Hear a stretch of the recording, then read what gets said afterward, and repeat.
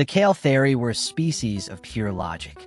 Every biological function served a singular purpose. Reproduction occurred during specific lunar cycles. It was clinical, efficient, and utterly devoid of emotion. For kale theory females, intimacy was a biological obligation, nothing more. The concept of pleasure for its own sake was considered wasteful, even primitive. Dr. Zaria had lived 32 cycles without questioning this.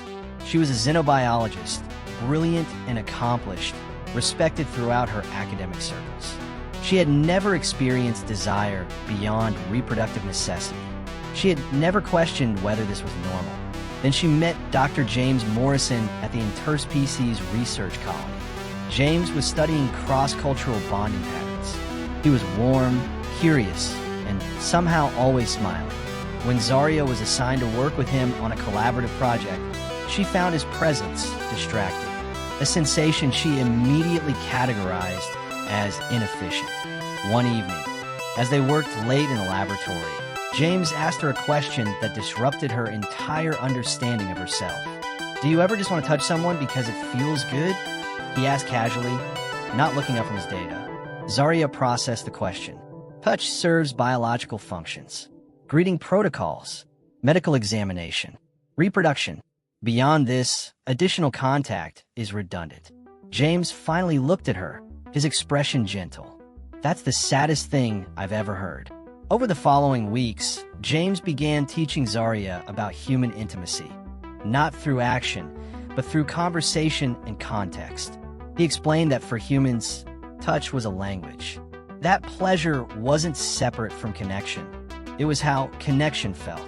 That intimacy could mean everything from holding hands to deep physical bonding, and that all of it mattered. Zaria found herself fascinated despite her training. This seems inefficient. All this complexity. Efficiency isn't the only measure of a good life, James said. Humans are willing to be inefficient if it means experiencing joy. He showed her research on human neurology, how pleasure activated reward centers in the brain, how touch released chemicals that promoted bonding and well-being, how intimacy was actually deeply connected to survival and flourishing, not separate from it. "But we kale theory are different," Zaria protested. "Are you?" James asked. "Or have you just been taught to ignore parts of yourself that don't serve reproduction?" The question haunted her. One night, during a particularly vulnerable moment, Zaria asked James if he found her attractive. The question embarrassed her. Such things were not discussed. But James answered with honest tenderness. "Yes," he said. "You're brilliant, you're kind beneath all that logic, and there's something beautiful about watching you discover parts of yourself you didn't know existed." When he kissed her, Zaria experienced something her biology had no framework for. Her logical mind couldn't categorize it. Every system in her body activated simultaneously. Pleasure cascaded through her nervous system in ways she'd never imagined possible. She pulled away, overwhelmed and confused. "This is inefficient, illogical. This is being alive," James said softly.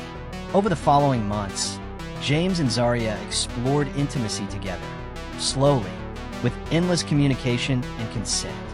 For Zaria, every experience was a revelation. She discovered that pleasure intensified with emotional connection, that vulnerability could be beautiful, that her body was capable of sensations she'd been taught to suppress. More importantly, she discovered that she wanted this, not because of reproductive cycles or biological obligation, but because wanting something purely for joy was a kind of freedom she'd never known. When Zaria's research on kale theory neurology revealed that her species had the same capacity for pleasure-based neurochemistry as humans, it's simply been culturally suppressed, she did something unthinkable. She published her findings. She spoke publicly about her personal journey.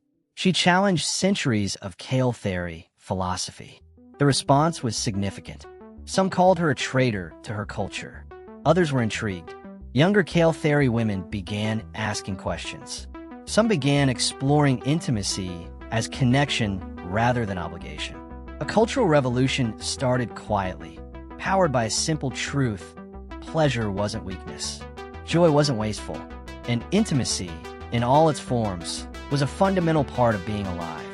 Years later, when Zaria and James had built a life together, she reflected on how one question had changed everything. Do you ever just want to touch someone because it feels good?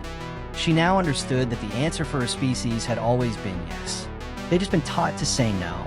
And once that teaching was unlearned, an entire civilization discovered that efficiency wasn't the only way to flourish.